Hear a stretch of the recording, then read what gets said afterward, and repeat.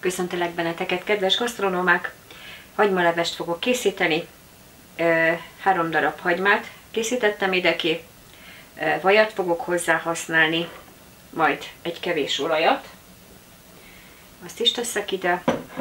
A fűszerekből kikészítek. Nagyon szeretem bele a tárkonyt. Nem tudom, hogy jár-e bele, vagy nem jár bele, de az én módszerem szerint jár bele. Teszek hozzá rozmaringot.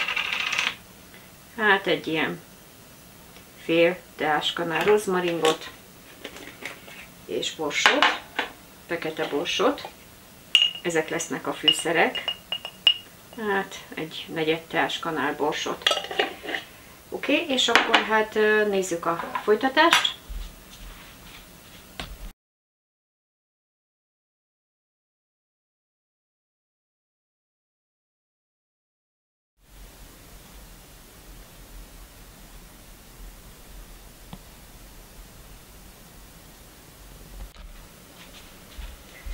Akkor a hagymákat megtisztítom, igazából csak egy pillanatot, tehát 2 vörös hagyma és egy lila hagyma, és majd még fokhagymát is teszek hozzá, amit ugyan most nem készítettem ide ki.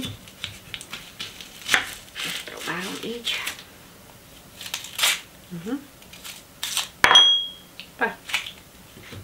Gyorsabban megy.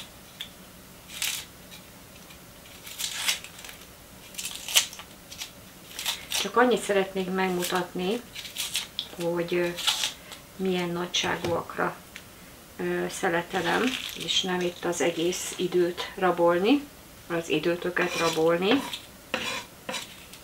Így. Úgy szoktam csinálni, hogy tehát így ilyen félbevágom a hagymát, és na jó, én nem vagyok ilyen nagy szeletelő művésznő, és ezért nem is nagyon húzom az időt, és ezt be is vallom. De a lényeg az, hogy ilyenekre leszeletelem, és mikor már kész vagyok az egészen, akkor fogok jönni. Mutatom a továbbiakat. És akkor a vörös hagymát és a lila hagymát, fokhagymát összedaraboltam, így. És akkor mindjárt kezdem a főzést.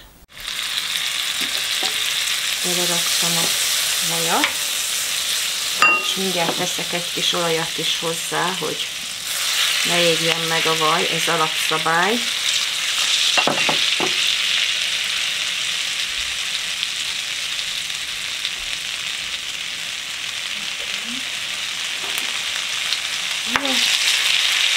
És már is hozzáöntöm a hagymákat.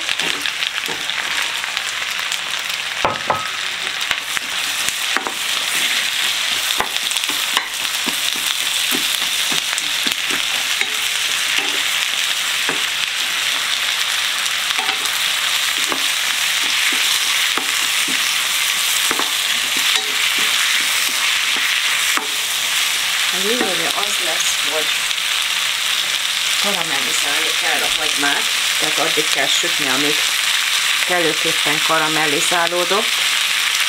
Már mindjárt a sót így rárakom, mert ezzel segítek a karamellizációnak, na szóval annak.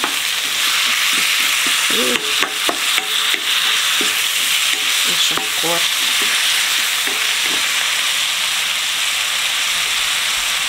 segíthetek a folyamatoknak, hogy bekarom, és erőteljesebben fog karamellizálódni.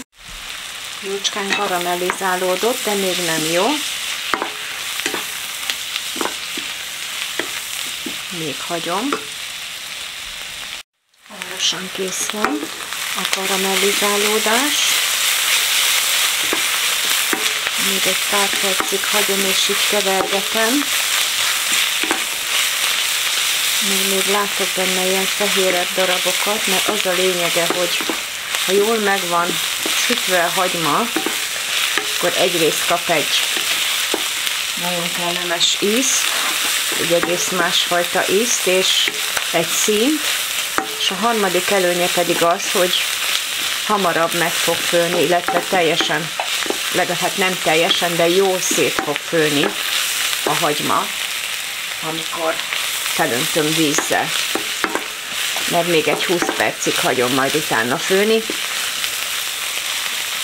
Igen. Most akkor megfelelően karamellizálódott, és most teszek rá egy evőkanállisztet.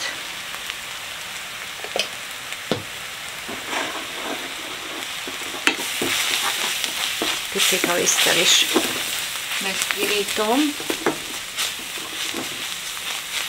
mint hogyha egy ilyen rántást kapnék, és felöntöm vízzel. Ez fél liter víz.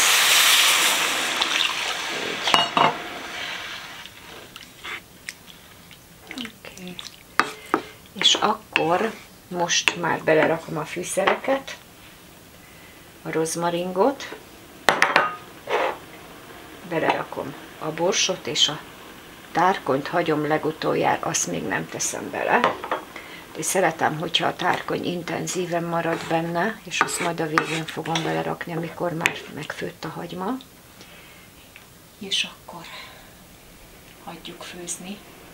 Mutatom az aktuális állapotot. Körülbelül 10 perce fő, de még 10 percig főzöm.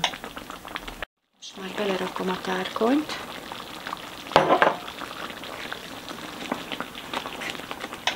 Szeretem, hogyha ilyen jó kis illatos. A hagyma egyébként már puha, és megvárom még a kenyér megsül, és a sajt rásül, és utána tárolok. Akkor elkészült a hagymaleves, és nagyon jó az illata.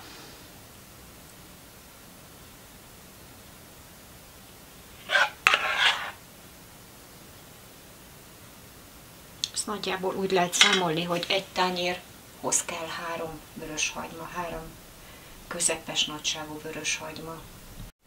Egy kis tejföl.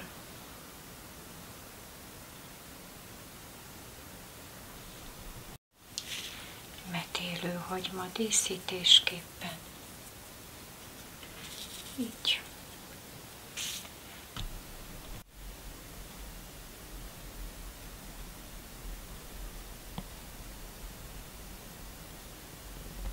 Akkor megmutatom, hogy ilyen lett. Köszönöm szépen a figyelmet. Remélem tetszett a recept, és ha igen, akkor szíveskedjél feliratkozni, lájkolni, kommentet fűzni, hozzáfűzni, és nagyon örülnék, ha kipróbálnád. Ne felejts el feliratkozni, és jó egészséget kívánok, minden jót. Találkozunk a legközelebbi receptnél.